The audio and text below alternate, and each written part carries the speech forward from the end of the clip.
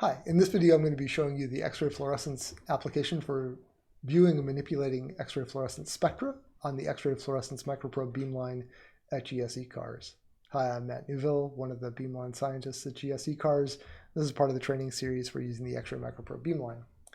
X-ray fluorescence, of course, is foundational to X-ray microprobe work. It's the main measurement technique that's used for collecting data at the X-ray microprobe beamline. In this application, we can see, control, and work with the X-ray fluorescence spectrum. This is the same sort of detector and system that would be used in an energy dispersive detector in an X-ray or in an electron microprobe or other home XRF systems. So here we see a X-ray fluorescence spectrum. That's the x-axis shows energy in kilo-electron volts. The incident beam is 20 keV, so that's here. And then the vertical axis shows counts per second in the collected spectra that we collect every quarter of a second or so. So these are the lines from tungsten on the cadmium tungstate sample that the beam is hitting. I'll show you that on the X-ray, the sample microscope. We're still hitting this cadmium tungstate, which glows visible light and also fluoresces both cadmium and tungsten lines. So here we see where the tungsten line should be. Those are the tungsten L series. In fact, these other peaks are actually from tungsten as well, as I'll show you in a bit. This is on a linear scale. We often use a log scale to emphasize the lower intensity peaks. When I do that, I see this spectrum here. Again, this is the spectrum collected from a quarter of a second at a time. With this view, we have at the top, we have several ways to change what we're looking at. The detector we're using has 7 elements running simultaneously. That's so that we can get higher count rate in total, more solid angle, but also each detector has a finite count rate that it can reach. And so using 7 in parallel allows us to get 7 times more counts. We can select which one we're looking at any one time. This will only show one at a time. When we collect the fluorescence maps, we'll be able to sum them together, or collecting x-apps, it'll automatically sum them together. But here I can also show you one in the background simultaneously. So I'll pick number 7, the one in the center, and show you another one at the same time. And they overlap pretty well. Actually, you can see that there's a little bit of difference in intensity. I have the detector pulled back, and that can affect the intensity, how well the intensity is seen in each detector. So I'll talk about it in a little bit. I don't want to do that. I want to click on this. And also that the resolutions for each detector vary a little bit. We see a little bit of variation in energy resolution. The energy resolution here in the detector is dictated entirely by the detector, not by the natural line width of the fluorescent line. So right, for fluorescence, just to review, for X-ray fluorescence, an energy of 20 keV enters the detector, or from the X-ray beam enters the sample and can excite all of the elements with absorption edges below 20 keV. Some of the X-rays are absorbed by each of the elements, say tungsten, and that empty hole from the absorption process can then cause emission of the known tungsten lines. And here you can click on the known lines for any of the elements and show you where L alpha is, L beta 4, and so on. You can zoom in on those and select those. Let me make this a little bigger for the L series. I'm going to show you exactly where each of the L lines should be for tungsten, not for tantalum, for tungsten. Should be there and there. And I could also select iron, and it will show where the iron lines ought to be, both at 6.4 and the beta line at 7.05. So if I zoom out from this, you see the full spectrum. And here, the detector is actually fairly far back. So I'm going to push the detector in a bit. You can do this with this EPIX instruments application. We'll show you how to do this in a macro too in later videos. I'm going to push the detector into about where it's still at a safe distance, but we get a lot more count rate. And now you can see a couple of effects. I'm going to move, I'll get rid of the background spectrum and look at only one at a time, and you can see a couple of effects. First is that the incident intensity is here. We see all these other lines that are from Pileup. When an X-ray enters the silicon detector, in order for it to tell what the energy is, it has to do some processing of that current that's generated by that X-ray.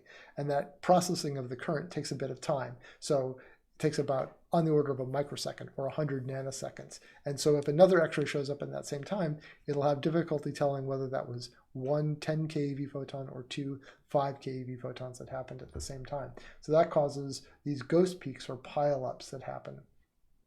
By itself, those are not necessarily a problem, but they can cause interference, and I'll show you that in a bit on another sample. But they also give these ghost peaks and so start to cause the detector to be saturated. The detector can only handle so many counts at a time. So here we report a % dead time. What fraction of the time is the detector not able to count? And currently, with this spectrum, it's at 20% dead time, which is about as high as we want to normally work.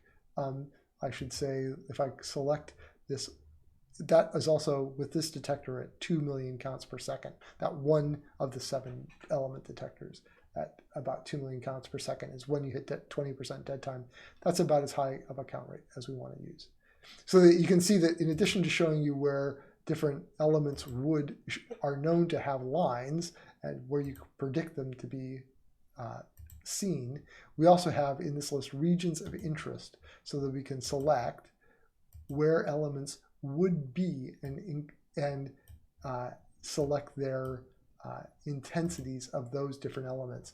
This doesn't show, this sample has only cadmium tungsten. It does not have gallium, but it's reporting here where the gallium ought to be and what that would look like. So let me move to a sample with a more real sample. I'm going to push the detector back just to be careful and move down to the granite sample, which will also be more realistic for the kinds of samples that you would probably want to analyze at the X-ray microprobe line and give a better indication of what to expect from real spectra. So this is a real sample of granite, a thin section.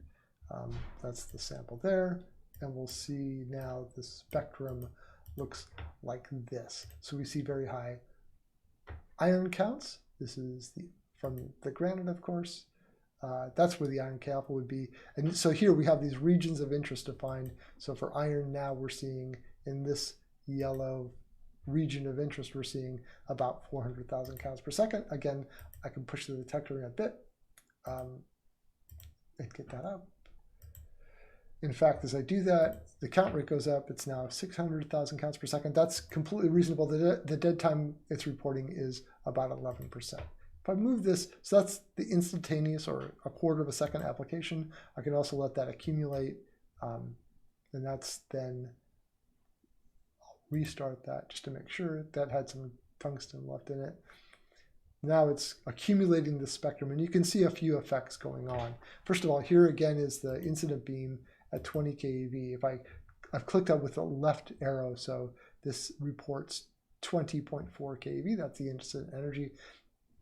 You can see some peaks above that energy, and that's all ghost peaks where this effect of pileup, where it couldn't detect one high energy from 2 low energy X-rays. In fact, we can make a prediction for what that would look like. If I go here in analysis and say show pileup prediction, it will draw this gray curve, and you can see that it reproduces the spectra that we measure out here at high energy pretty well. And that's just a convolution of the experimental data with itself. And you can also see that it predicted this line right here that's in blue, that's not selected as a predefined region of interest. It's not, we haven't said that gallium should be there or that lead L alpha or arsenic would be here and here. But this line here at 12 that's about right at 12.8 keV, which is twice the energy of iron K alpha. So that is a major pileup peak at 12.8. It would be difficult to see another peak behind that. If that was the case, we could put aluminum foil over the detector to cut down the low energy peaks. So let me remove that.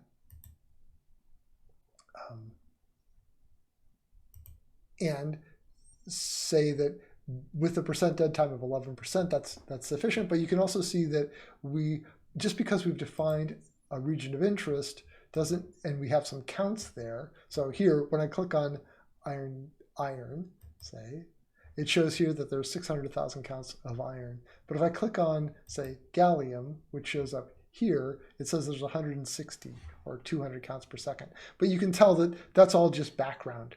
And in fact, even the zinc might be real.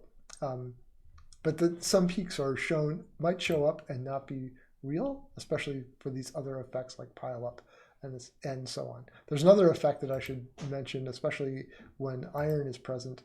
And you can use these buttons to zoom in, zoom out, and pan high and low. And we see this peak here.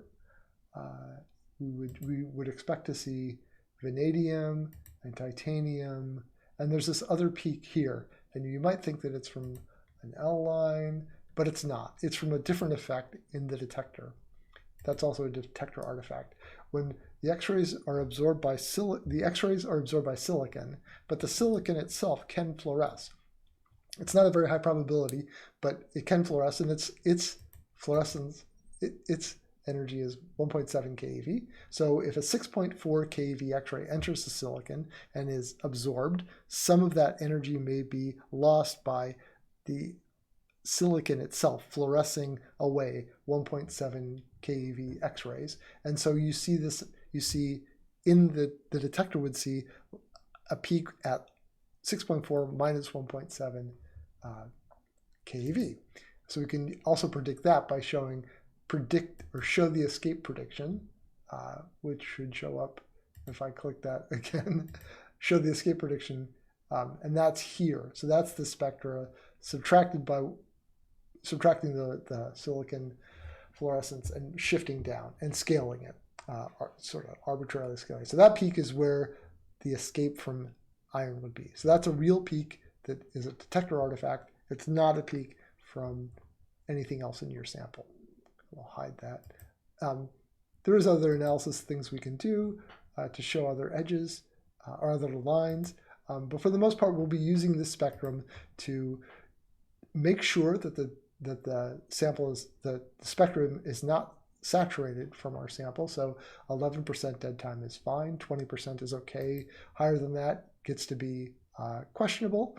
But we can filter the spectra with aluminum foil over the detector. We have to be physically there to do that. Or we can move the detector back. So if I move the detector back, the count rate goes down just from the 1 over r squared sort of analysis. So here now the detector is only 4% dead. You can see that peak, that's the pileup, is actually reduced.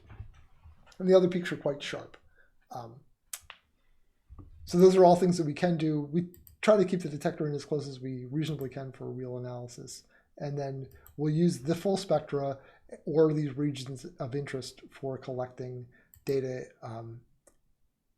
for X-ray fluorescence maps or for X-ray absorption spectra. So for now, I think that's a good overview of the X-ray fluorescence spectrum and how to use this spectrum and look for problems that might occur in your data, and so you can get the most out of your time on the microprobe. Thanks.